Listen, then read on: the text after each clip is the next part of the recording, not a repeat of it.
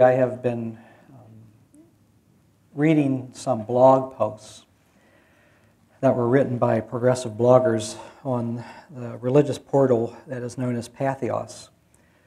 And several months ago there was one of the bloggers there who comes from a more conservative tradition, but is nevertheless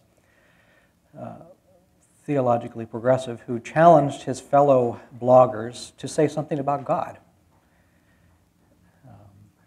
What do you mean when you talk about God? And so I've been reading different responses and then commenting on them. And today's the last one that I'm going to be reading from. And I think I picked this one because I read, some of it I read and I thought, I grew up listening to my mother talk about God this way. And it kind of struck a chord. This post is by a woman whose name is Karen Riswald, and she is a feminist theologian, and she's a Lutheran pastor also. But she is a professor of religion at Illinois College, and an Illinois college in Jacksonville, Illinois. And she responded to this challenge to talk about God by, what she does is that she has very brief quotes of people who have been influential in her life as they have talked about God. And then she talks a little bit more about that. This is what she says. My God talk is framed with the words of those who have helped me figure it out. The first is Tazaki Shang.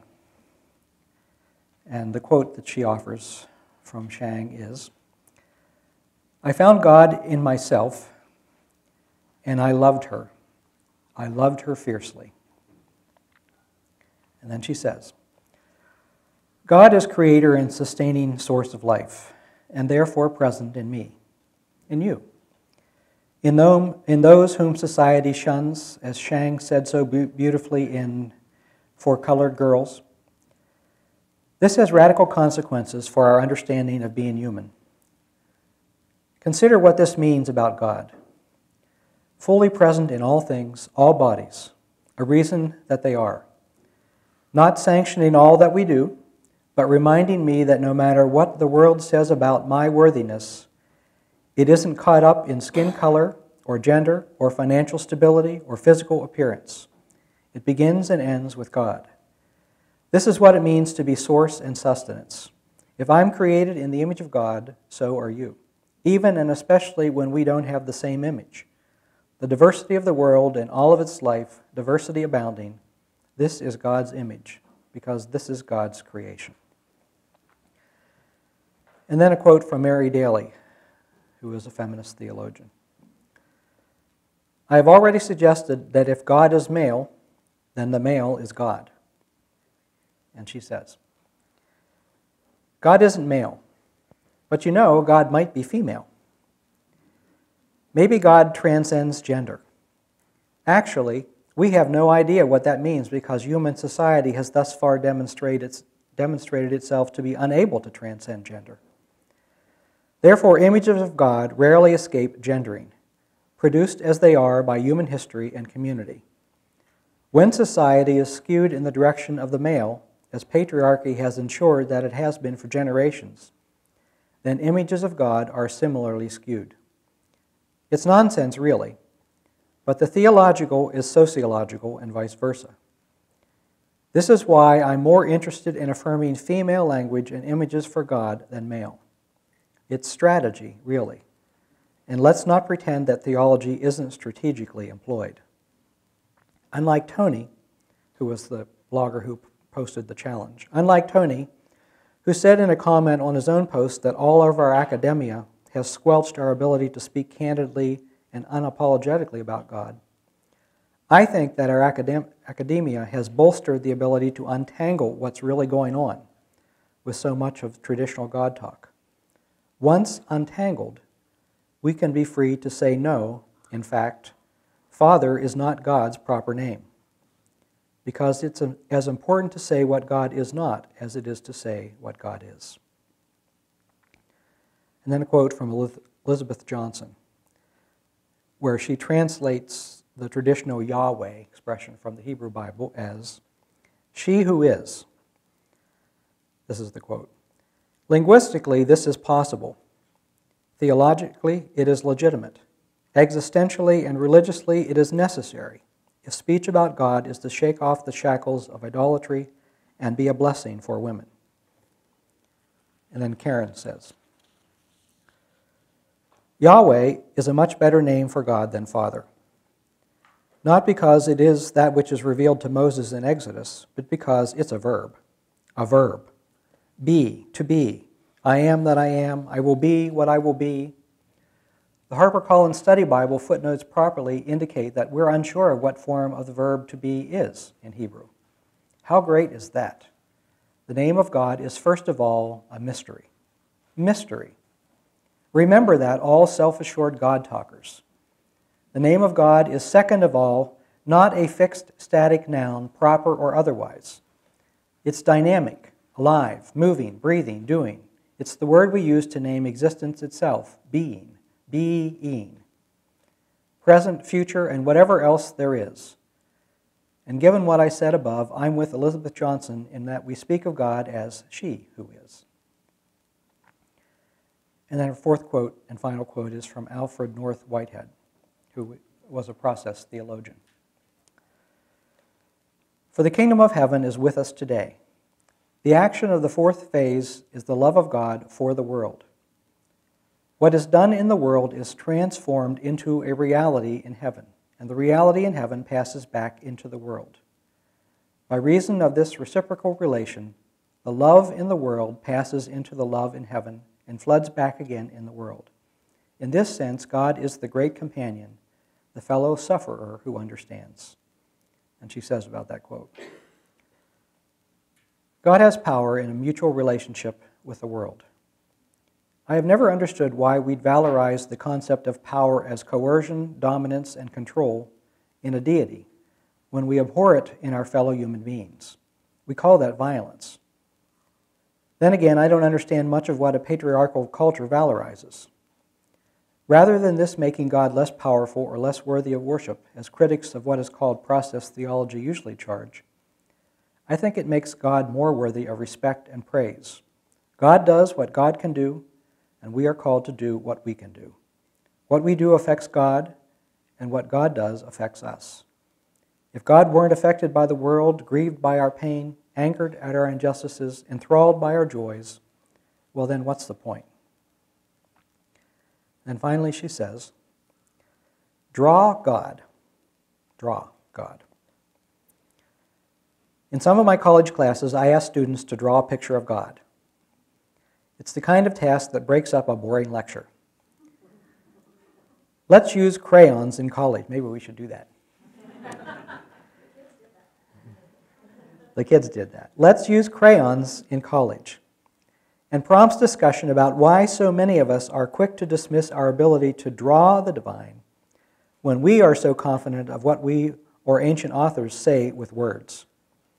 Pictures with crayons are as limited and flawed, partial and full of possibility as anything we can write or say with our words. And that is the most important thing that I have to say about God. So that's her post. And I have 4 brief observations about that post, which I really like. And the first is, and I've been talking about this in different ways each week, is that our images of God are profoundly affected by the culture that we live in. And in a culture that has been steeped for centuries upon century in patriarchy, God is usually pictured as a male, as a man. And in a Western culture that has been steeped in assumptions about the superiority of our way of life compared to others, God is usually pictured as white.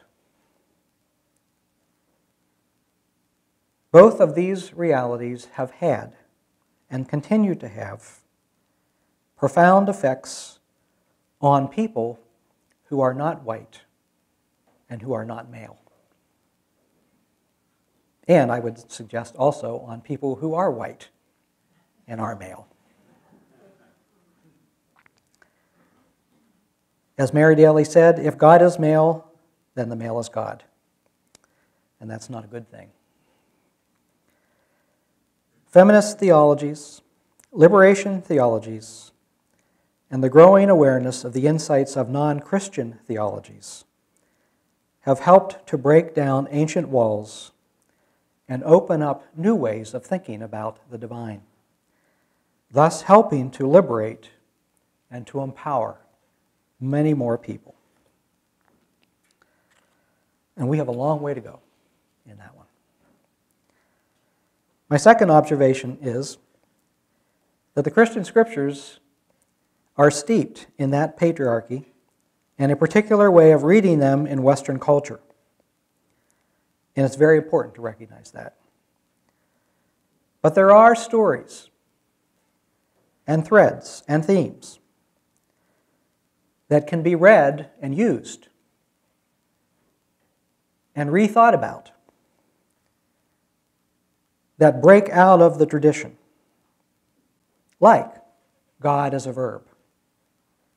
God as dynamic, alive, moving, breathing, doing, mysterious, surprising, not immortal, invisible, God only wise, in light inaccessible, hid from our eyes. Not changest thee, the hymn says. It's a great hymn. I love to sing it. It's really bad theology.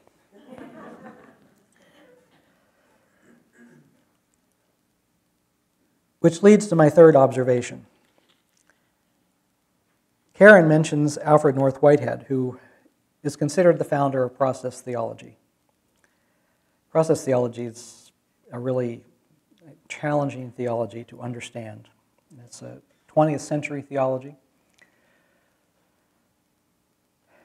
In process theology, God is not a static being. God is a creative energy, the force of love in the world, the creative energy in the world, of the world. And that energy exists in relationship with the universe. In process theology, God does not stand outside the universe,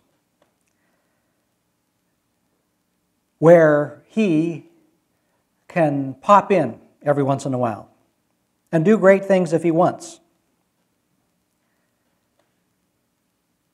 But in process theology, God can only work as a persuasive force or energy in the world. And importantly, in process theology, God is affected by the universe, by us. We can add to or grow that energy. We can make it stronger. We can add to God. We can add to the love of the world, the energy, the positive energy of the world. We can also diminish it. We can make God less by acting in ways that do not bring love and peace to our world. But God, in process theology, is always in process. God is always changing, in flux with the energy and love in the world, that exists in the world, up and down. Finally, draw God. The kids did it. I think next week the kids are going to share some of their pictures of God. Is that correct? Yeah, I'm not sure whether they'll share those, but they did the first week of the series were the ones that we're going to do today. We are, as she says, often so confident with our words, our ability to speak about God, our ability to speak for God. But it is often the case that art, music, poetry speak more deeply, more truthfully, more movingly about the divine than any words. So maybe we should draw God. And maybe, if we are not so confident in our ability to draw God, maybe we shouldn't be so confident in our ability to speak about God, accurately about God. I think those are wise words to close with.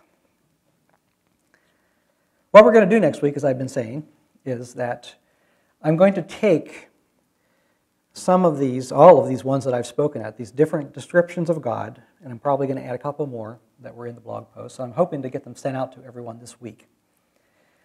And then I'm going to put them around the room and allow people during the message time to get up and to move around and to read them and to find their God. And I'm also going to provide some paper so that you can either draw God or you can draw your description of God if none of those fit you and find yourself under it. And we've done this exercise with some other things recently, and it's usually a very interesting exercise. Sometimes we tend to think that because we're all coming from a progressive perspective, that we share a lot of things in common, but when we do these exercises, we find, as we did when we talked about what we believe in life after death, and did that exercise around the room, that we have a lot of diversity here in our thinking. So that's what we're going to do next week. So be thinking about what you believe about God, and I'll send out something, and you'll find these different possibilities around the room, and I think we'll find a way to hear from the kids and see their pictures of God as well next week. So what does God mean for you? Thank you for listening.